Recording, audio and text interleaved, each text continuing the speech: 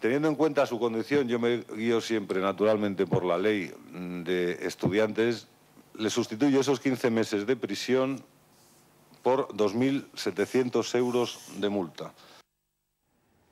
Aquesta és la multa que ha imposat avui el jutge de l'Audiència Nacional als dos joves que al setembre van cremar a Girona fotografies del rei Joan Carles.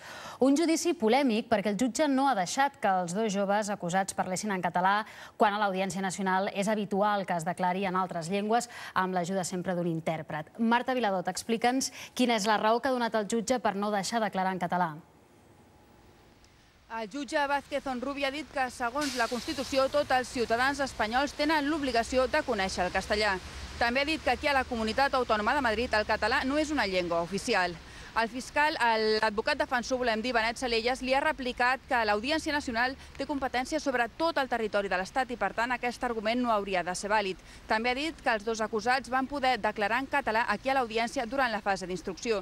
I el més curiós de tot i també el més significatiu és que fins i tot el fiscal Enrique Gordillo ha demanat que hi hagués un intèrpret. L'ús d'intèrprets és aquí molt habitual a l'Audiència. De fet, es fa amb la majoria de judicis en què la gent parla en euskera i també en altres ocasions s'ha utilitzat el català. En contra, avui això no s'ha volgut fer. Ha estat al final el que més ha acabat marcant aquest judici, que al final ha tingut unes condemnes molt menors de les que es demanaven.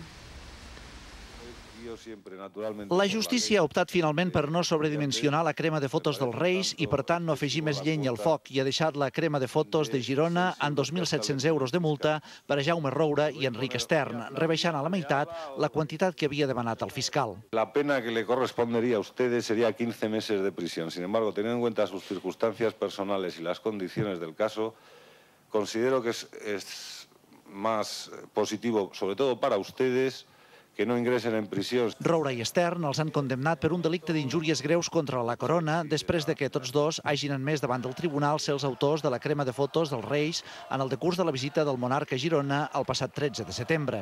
Unes imatges que s'han visionat durant el judici, en el qual també han declarat, amb el rostre ocult, els Mossos d'Esquadra que van identificar-los. Vam cremar una foto en protesta de la visita del màxim representant de l'estat espanyol a la ciutat de Girona. ¿Quién prendió fuego a las fotografías de los dos? Jo vaig cremar la foto. ¿Usted llevaba algún elemento incendiario para quemarlas?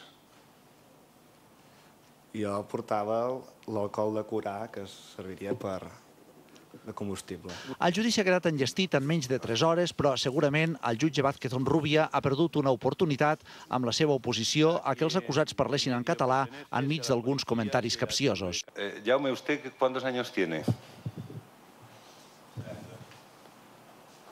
Bien, un ciudadano español de 30 años conoce y habla perfectamente el castellano y, por lo tanto, no ha lugar a facilitar intérprete. No, vamos a ver, la señora secretaria, que tampoco tiene el privilegio de hablar en catalán, no puede recoger porque no lo entiende. Como él entiende perfectamente, y sí o no, parece que es común en todo el territorio nacional, no, en vasco no, però bueno, en català sí.